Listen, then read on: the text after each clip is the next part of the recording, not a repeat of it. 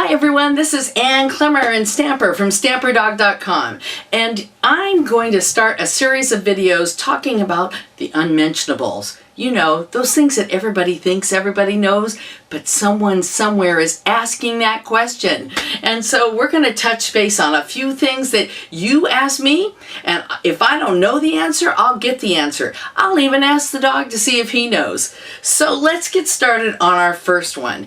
And this is something that when you went to your first Stampin' Up! Party, maybe you forgot to put it on the order form, and you've been wondering how you're going to cut your cardstock. So let's look at the two different types of trimmers and cutters that Stampin' Up! Carries, and you decide what fits best for you. Now, our newest one, and by the way, this is my cutting and big shot center, and I always know who's in charge. This is the new trimmer. People are loving it. It's great because it's portable. When I go to a class or a workshop, I know that I could just slip this in and I could do a really quick cut. For me, I like to have it by my stamping table because I can cut a center out of something and leave a frame. I can just do a quick cut on something.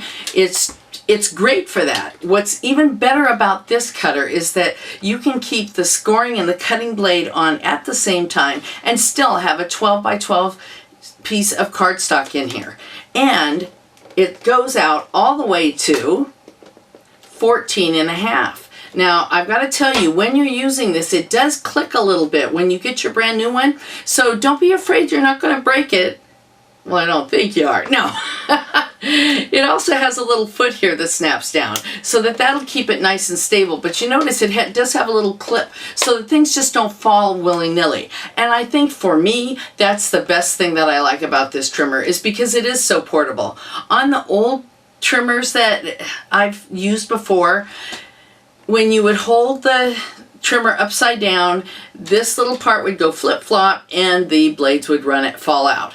And I'd find them everywhere, on the floor of the car, you name it. But now with our new trimmer, it doesn't do that. It's got a little clicker right here, and you're going to just push this little button and now it will raise and open, and that's the way you want to do it. You don't want to force it, because if this is the one part, if you force it, that's not right, because that means that it's locked in place, and that's a good thing. But even when it's not locked in place, guess what? They don't fall off. And later on a different video, I will show you how to change these blades, because there's a little trick to it, but guess what? There's directions.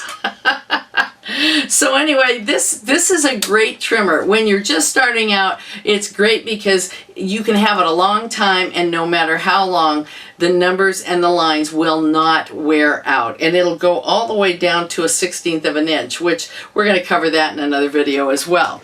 Here's your other option, and that is the tabletop trimmer. Now, the tabletop trimmer has its place too, and this is the one that I use on my cutting station because it can cut 3 or 4 pieces of cardstock at a time. It's more heavy duty. It has a self-sharpening blade.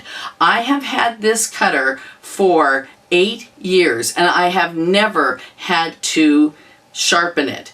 And I have cut, now these are the things that I remember cutting.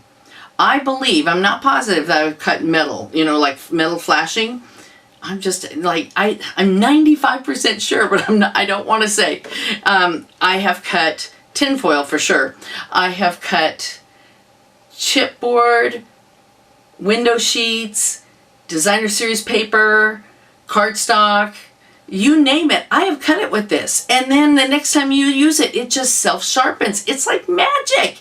And so this one is great if you're the type of stamper that wants to cut more. If you want to maybe do 12 cards at a time, this is a little bit better for you.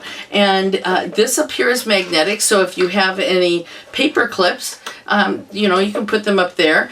And then this comes off down at the bottom. Let me pull it off with the correct hand, get a good grip, because you don't want this falling off. And it came off really well the first time, and now here it is this time, because this will store underneath right there. Whoops, except for you gotta, there you go.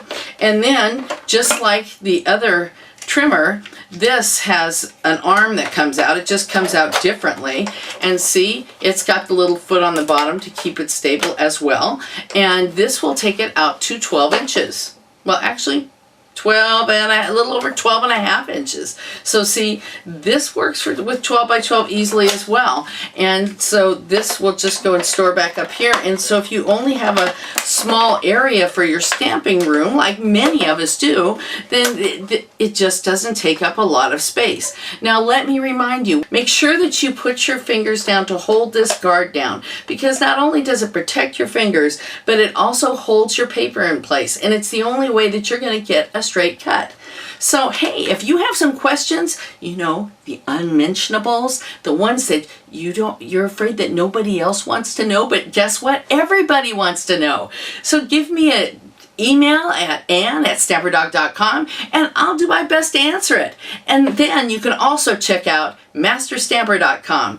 We're not all master stampers, we're just enjoying our stamping and learning together. So this is Ann Klemmer from stamperdog.com, just trying to put a little ink, paper, and fun into your day.